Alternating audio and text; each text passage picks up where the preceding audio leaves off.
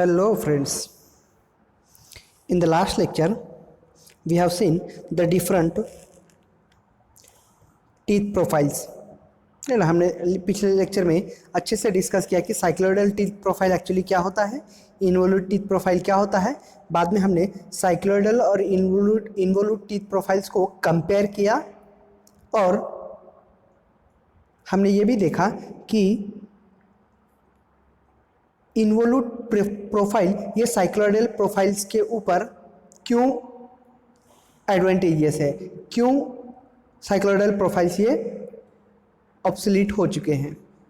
Okay, हमारा discussion हम आगे बढ़ाते हैं। In the last lecture we studied involute profile, right now. अब सिंस हम हमारे चैप्टर के ऊपर बहुत बेसिक में जाने वाले हैं तो हम कुछ टर्मिनोलॉजीज को अच्छे से समझ लेते हैं।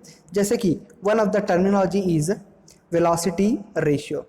नाउ वेलोसिटी रेशियो के हमने बारे में पिछले लेक्चर में जब हमने टर्मिनोलॉजीज के बारे में पढ़ा था तब भी हमने इसके बारे में थोड़ा बहुत डिस्कस किया था। वेलोसिटी रेशियो और यहाँ एक छोटा सा प्रिंटिंग मिस्टेक है, दिस इज और ओके नो नॉट और, वो सही है। Velocity ratio of A gear drive. Now velocity ratio और एक टर्म होता है गियर रेशियो। हम दोनों के रिलेशन के बारे में देखेंगे। फिलहाल के लिए आप ये समझिए कि वेलोसिटी रेशियो क्या होता है।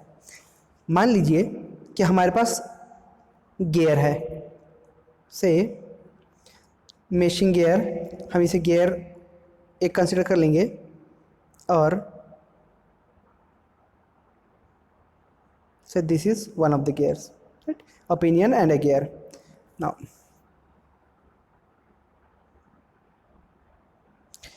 हम नाम देंगे this gear the larger gear as gear number 1 and the smaller gear that is the pinion as gear number 2, right? So what we are saying कि हम एक अजम्पशन रखेंगे कि हमारे पास एक गियर ड्राइव है जिसके अंदर एक larger gear is meshing with a smaller gear. ये हमारा अजम्पशन है, right. The smaller gear, of course हम उसे, जो स्मॉलर वाला गियर है उसे हम पिनियन कहेंगे और जो हमारा लार्जर वाला गियर है ऑफ कोर्स उसे हम गियर कहेंगे। ये सब बातें हमने पहले डिस्कस किया है। सो द लार्जर गियर, उसके लिए हम टर्मिनोलॉजी 1 यूज़ करेंगे, लार्जर गियर एज 1। तो लार्जर गियर का जो भी पैरामीटर होगा, जैसे कि स्पीड ऑफ लार्जर गियर तो उसे हम कहेंगे n1, angular velocity of larger gear तो उसे हम कहेंगे ω1, then pitch circle diameter of larger gear तो उसे हम कहेंगे d1। और सिमिलरली 2 सफिक्स हम हमेशा गियर नंबर 2 मतलब कि पिनियन के लिए लेंगे, ये एग्जाम्पल में, राइट। तो अगर हमें कहना होगा कि स्पीड ऑफ द पिनियन तो हम कहेंगे n2, right.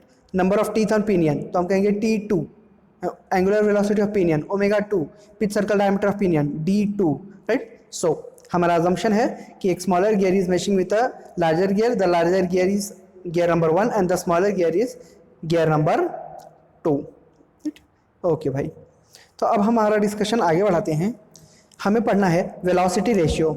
Now velocity ratio ये मेशिंग गियर के वेलोसिटीज़ का रेशियो होता है, मतलब कि एंगुलर वेलोसिटीज़ का रेशियो कह दो या फिर स्पीड्स का रेशियो कह दो। जैसे कि फॉर एग्जांपल अगर मैं कहूँ कि गियर नंबर 1 तो गियर नंबर 1 का एंगुलर वेलोसिटी ऑफ कोर्स ω1 रहेगा और गियर नंबर 2 का एंगुलर वेलोसिटी ω2 होगा।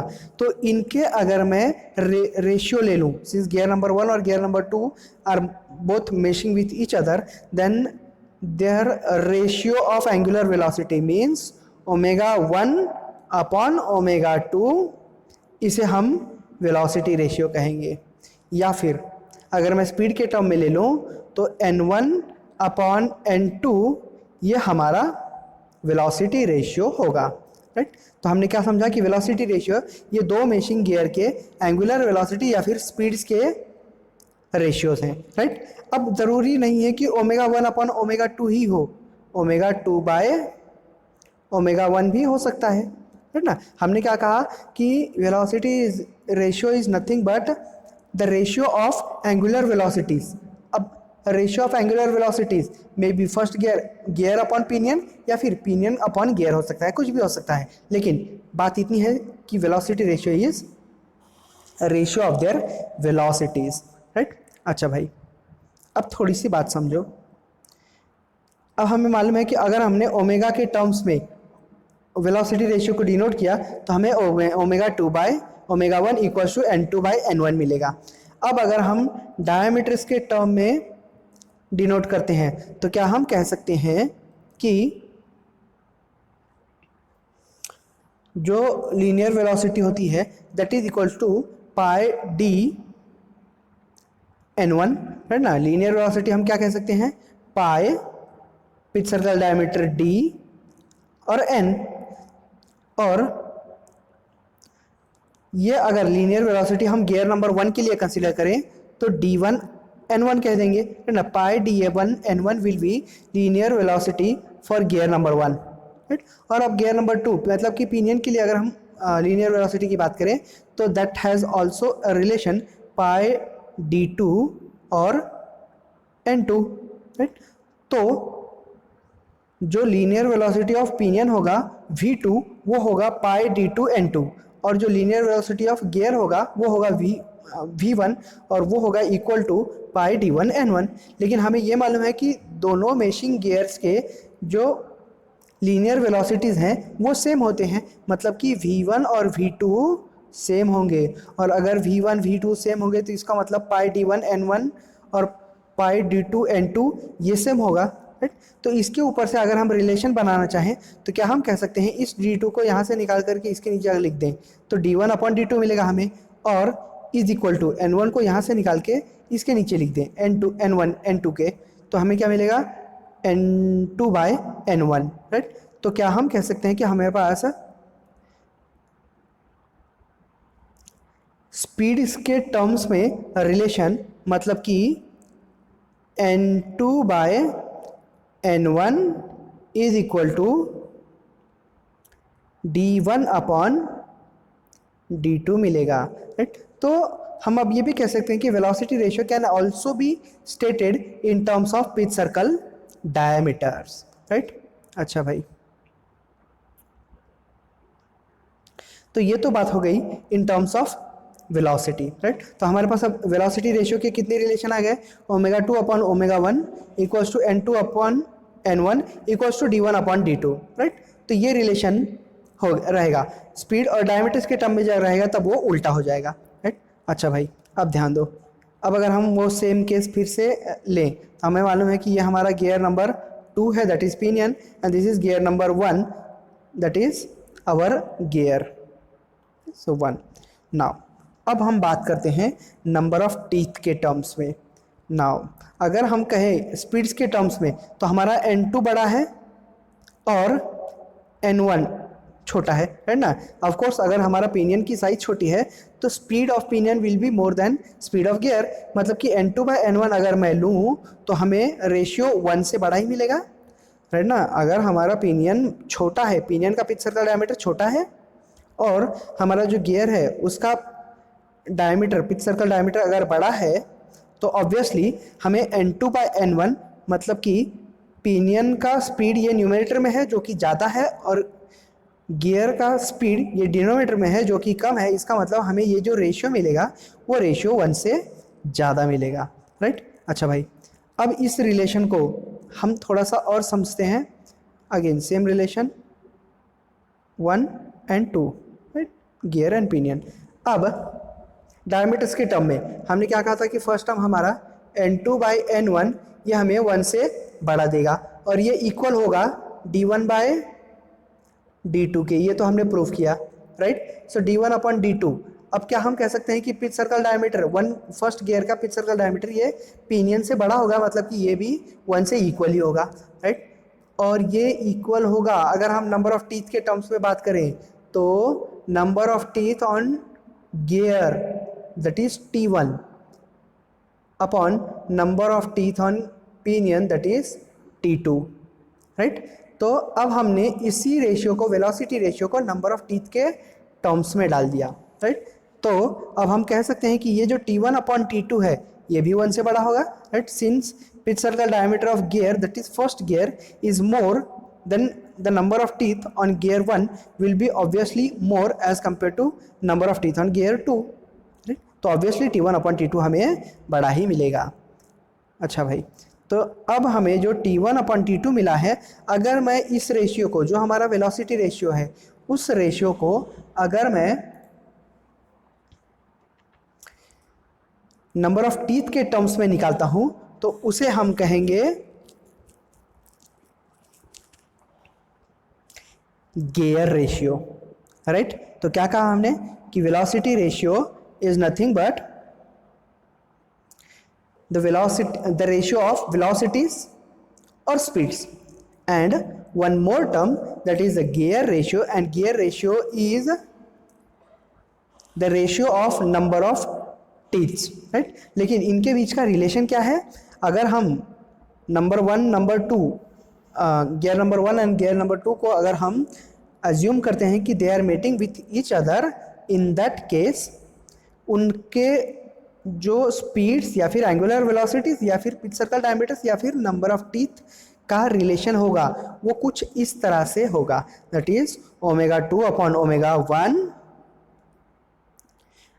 will be equal to n2/n1 will be equal to d1/d2 will be equal to number of teeth के टर्म्स में t1/t2, राइट?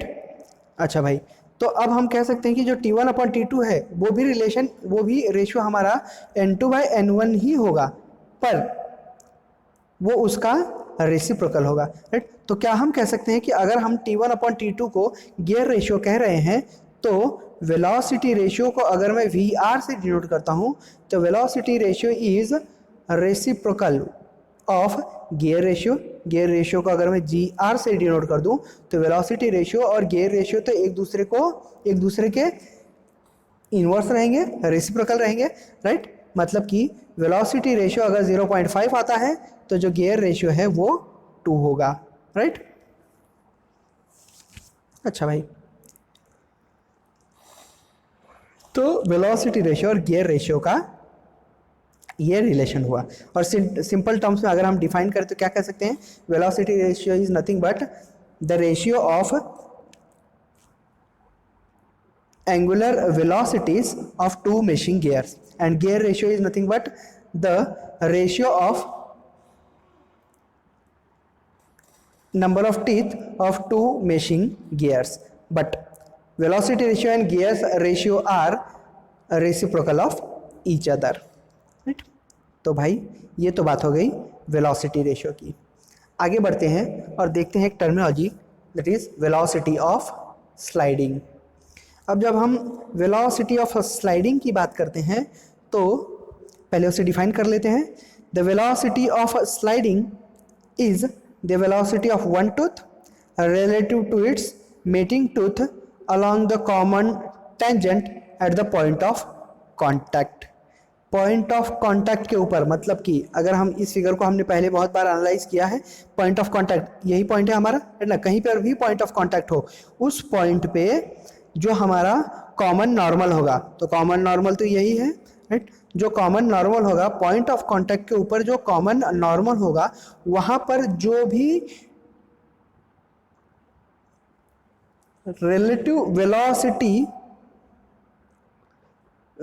वेलोसिटीज होंगे दोनों भी मेटिंग गियर्स के, उसे हम कहेंगे velocity of sliding. How do we define velocity of sliding? The velocity of sliding is defined as the velocity of one tooth relative to its mating tooth along the common tangent at the point of contact।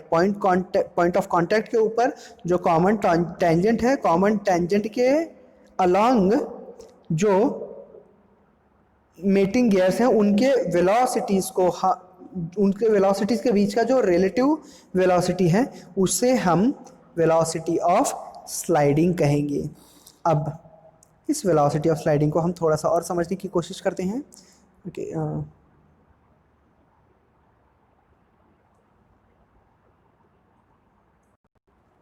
अच्छा भाई, velocity of sliding को हम थोड़ा सा और समझने की कोशिश करते हैं। हमने वेलोसिटी ऑफ स्लाइडिंग को डिफाइन कर दिया। अब मान लो कि हमारे पास दो गियर्स है, से इसे हम कह देंगे gear number 1 which is rotating in this direction and it is mating with gear number 2, इसे हम गियर नंबर 2 बोलेंगे। तो ऑब्वियसली अगर हम गियर नंबर 1 को ड्राइवर कंसिडर करेंगे तो गियर नंबर 2 को वो ड्राइव करेगा और direction of rotation of gear number 2 will be in this direction, right. So this is the case when the both the gears are mating with each other.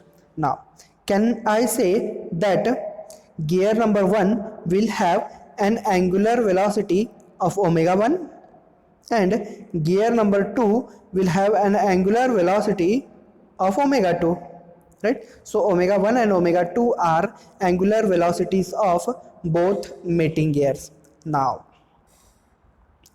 when I say that velocity of sliding at the point of engagement, velocity of sliding at the point of engagement, तो engagement हमें मालूम है कि since दोनों भी gears इस direction में, right, first gear is rotating in this direction and second gear is rotating in this direction, that means दोनों भी टीथ का जो कॉन्टैक्ट होगा वो यहाँ होगा, राइट। हमें मालूम है कि अडेंडम सर्कल जो मेटिंग गियर है, अडेंडम सर्कल का मेटिंग गियर अडेंडम सर्कल का जो गियर नंबर 2 है उसका अडेंडम सर्कल प्रेशर लाइन को पॉइंट Q2 के ऊपर कट कर रहा है। इसका मतलब Q2 point is our point of engagement. तो the velocity of sliding at point of engagement that is at point Q2 will be equal to omega 1 into omega 2 into the point of engagement linear distance between the point of engagement and the pitch point. मतलब कि यहाँ से यहाँ तक का जो भी distance होगा वो into omega 1 into omega 2 will give me the angular velocity, will give me the sliding velocity at point of contact, right. अच्छा भाई, अब ये तो हो गया कि velocity of sliding at point of engagement. तो इसका मतलब velocity of sliding at point of disengagement भी निकलता होगा। तो पॉइंट ऑफ डिसएंगेजमेंट पहले हम ढूंढ लेते हैं।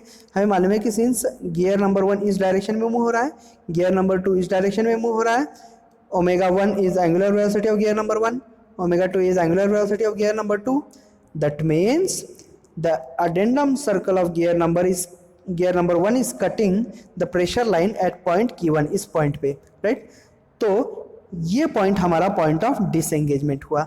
तो यहाँ पर जो भी स्लाइडिंग वेलोसिटी होगी that sliding velocity will be again omega 1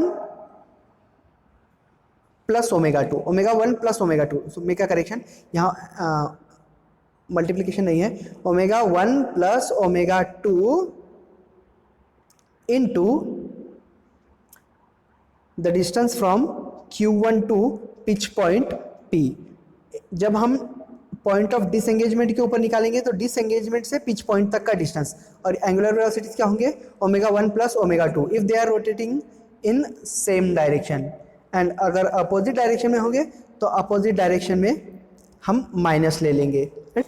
तो एंगुलर वेलोसिटीज, अब हम इस बात को हम सम कर देंगे। वेलोसिटी ऑफ स्लाइडिंग क्या है, वेलोसिटी ऑफ स्लाइडिंग ये पॉइंट ऑफ कांटेक्ट के ऊपर जो कॉमन नॉर्मल है उस कॉमन नॉर्मल के अलोंग जो रिलेटिव वेलोसिटी है वो वेलोसिटी ऑफ स्लाइडिंग है। हम कैसे कैलकुलेट करेंगे, it will be calculated by omega 1 plus omega 2 into जिस पॉइंट पे निकाल रहे हैं वहाँ से पिच पॉइंट तक का डिस्टेंस। मतलब कि ओमेगा 1, यहाँ थोड़ा सा करेक्शन है ना, ये एक्सप्रेशन थोड़ा सा करेक्शन है, so don't go by this expression, that is plus, ये जो है ये एडिशन है। सो हम अगर Q1 पे वेलोसिटी ऑफ स्लाइडिंग निकालेंगे तो हमारा एक्सप्रेशन क्या होगा, omega 1 plus omega 2 into pitch point से Q1 तक का डिस्टेंस। और अगर हम पॉइंट ऑफ एंगेजमेंट मतलब कि Q2 पे अगर हम वेलोसिटी ऑफ स्लाइडिंग कैलकुलेट करेंगे तो it will be equal to again omega 1 plus omega 2 into distance between pitch point and point Q2। जहाँ निकालेंगे वहाँ से पिच पॉइंट तक का डिस्टेंस और ओमेगा 1 प्लस ओमेगा 2 के साथ प्रोडक्ट होगा। अब ओमेगा 1 प्लस ओमेगा 2 भी हो सकता है और ओमेगा 1 माइनस ओमेगा 2 भी हो सकता है, right. So that was all regarding velocity of sliding. तो in this lecture students we have studied the velocity ratio, we have studied gear ratio. हमने ये भी देखा कि velocity ratio और gear ratio में क्या रिलेशन है. हमने पढ़ा velocity of sliding. हमने ये भी देखा कि velocity of sliding क्या होता है और हम उसे कैलकुलेट कैसे करते हैं. So let us stop here and we'll continue further to this in the coming lecture. Okay, till then take care and good day. Thank you.